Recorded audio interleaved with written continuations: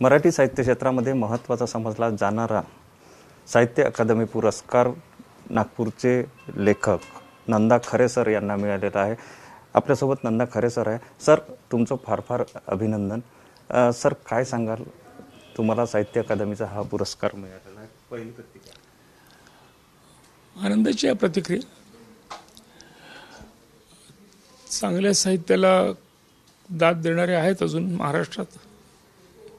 साहित्य अकादमी तर राष्ट्रीय पातळीवर आहे आणि ती सगळ्या भाषांमधल्या चांगल्या साहित्याला दाद देत असते.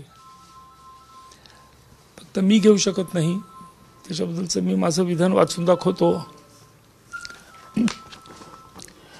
आज दुपारी 3:30-4च्या दरम्यान मला निरोप मिळाला की माझ्या उद्या या जानेवारी 2014 मध्ये प्रकाशित झालेल्या कादंबरीला साहित्य अकादमीचा पुरस्कार जाहीर झाला आहे. 4 वर्षांपूर्वी मी पुरस्कार न स्वीकारण्याचा निर्णय घेतला आहे. समाजाकडून मला भरपूर मिळाला आहे आणि यापुढे घेत राहणं मला इष्ट वाटत नाही. पुरस्कार देणाऱ्या सर्व संस्थांचा आदर राखून आणि त्यांचे आभार मानून ही माझी भूमिका मी मांडत आहे. सर, तुमच्या उद्या या कादंबरीला हा पुरस्कार मिळाला, काय आहे नेमकं या? अनेक अंग आहेत. मी एक वेळ जास्त अंग सांगू शकत नाही, पण आपल्यावर पाळत ठेवली जाते आहे. CCTV कॅमेरा, तुम्ही आजकाल जाहिराती असतात, पाट्या लागलेल्या असतात, you are under CCTV surveillance. याचा अर्थ आपल्या सगळ्या गोष्टींवरती कोणीतरी लक्ष ठेवू नये. तर आपण मोबाईल फोन वापरतो, ईमेल वापरतो, या सगळ्या याच्यात नाही आपल्यावरती खूप लक्ष ठेवणं चालू असतं. म्हणजे मला एका माणसाने सांगितलं की तुम्ही जो मोबाईल फोन वापरता ना, मग तुमच्या घरी कोणत्या प्रकारचा संडास आहे, इंडियन की युरोप वेस्टर्न, हे सुद्धा त्यांना माहिती असतं. कारण तुम्ही त्या खोलीत जाता आणि खाली बसता, त्याला किती खाली जाता. तर देशी संडास असेल तर तुम्ही जास्त खाली जाता आणि युरोपियन स्टाईल असेल तर तुम्ही खुर्चीवर बसल्यासारखं बसता. हे सुद्धा त्या GPS मदतीने ते ओळखू शकतात की तुम्ही ज्या संडासात जातात तो संडास कशा प्रकारचा आहे. एवढ्या बारकाईत आपल्यावर लक्ष ठेवलं जात असतं. आपल्याला त्याचं सुखदुःख आहे का, तर नाही. कारण आपण बहुतेक वेळा म्हणतो की मी काय वाईट करतोय, ठेवलं माझ्यावर लक्ष, बोर होईल तो नुसतं पाहून. पण तुमचं म्हणणं कधीही जर शासनकर्त्यांना किंवा कोणाला पटत नाहीसं झालं, तुमच्यावरती कुठली तरी कारवाई होऊ शकते. कारवाई प्रत्येक वेळेला, लोकशाही देश आहे वगैरे सगळं म्हटलं तरी प्रत्येक कारवाईला ताबडतोब कायदेशीर उत्तर असतं असं नाही. कायद्याच्या लढ्या परवडत नाहीत. तुम्ही कधी पुणे अडकला असाल तर नसाल अशी मी आशा करतो. पण कायद्याच्या भांडणात अडकलं तर तुमच्या लक्षात येईल की आपण सज्जन जरी असलो, सगळं नीट जरी असलं, तरी कायद्याने जर खोटंच तुमच्याबद्दल वाईटच विचार करायचं ठरवलं तर तुम्ही त्यातनं लवकर सुटू नाही शकत. तर या सगळ्या गोष्टींचा अतिरेक हळूहळू होतो आहे. हा उद्या कादंबरीतला एक भाग आहे. उद्या कादंबरीत बरेच भाग आहेत, त्याच्यामुळे मी असं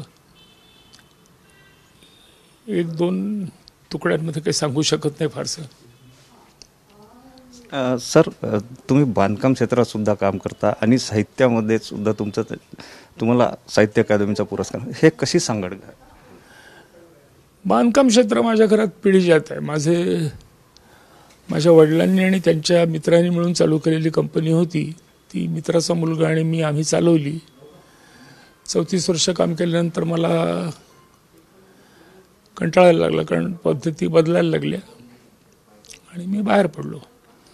आता मी बांधकामात रिटायर झालेली 20 वर्ष झाली आहेत. गेल्या 20 वर्षात मी बांधकाम केलेलं नाही, पण चांगलं बांधकाम मला समजतं. आता वैनगंगा ही महाराष्ट्रातल्या मोठ्या नद्यांपैकी, तिच्यावर 6 पूल मी बांधलेले आहेत. वर्धा नदीवर 6 पूल बांधलेले आहेत. महाराष्ट्रातली तुम्ही 8-10 मोठी धरणं पाहिली तर त्यातली 2-3 धरणं माझ्या नावावर आहेत. पण हा पोटापाण्याचा उद्योग झाला. डोक्याला वेगळं काम लागतंच, करमणुकी लागते. तर लिहिणं हा माझ्या दृष्टीने विरंगुळा होता. हळूहळू बांधकाम कमी होत गेलं आणि विरंगुळा जो होता तो मुख्य कार्य चालू झालं.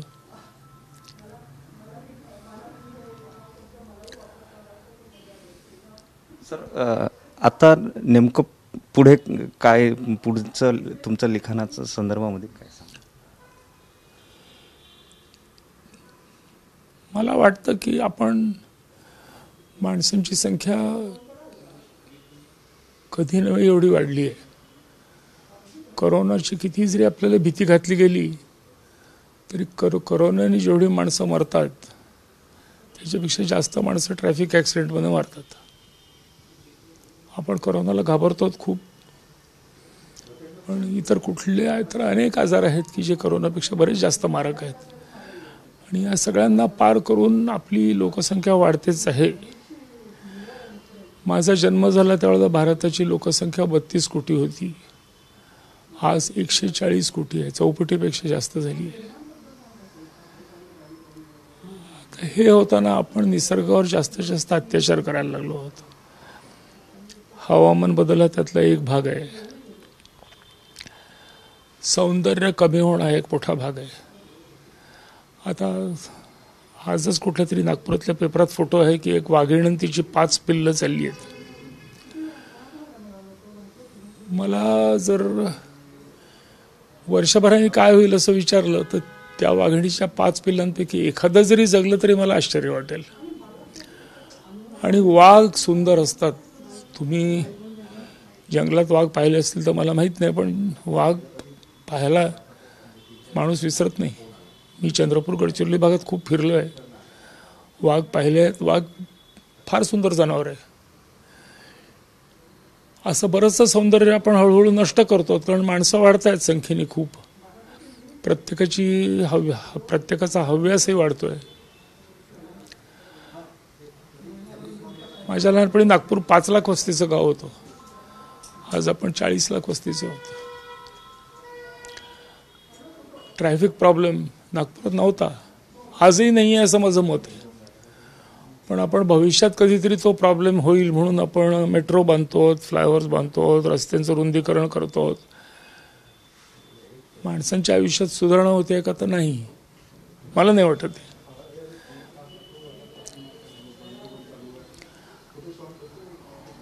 तर हे आपण बघितलं की साहित्य अकादमीचा पुरस्कार जो आहे तो त्यांनी अगदी नम्रपणे त्यांनी ठरवून घेतल्याप्रमाणे न घेण्याचं त्यांनी ठरवलेलं आहे.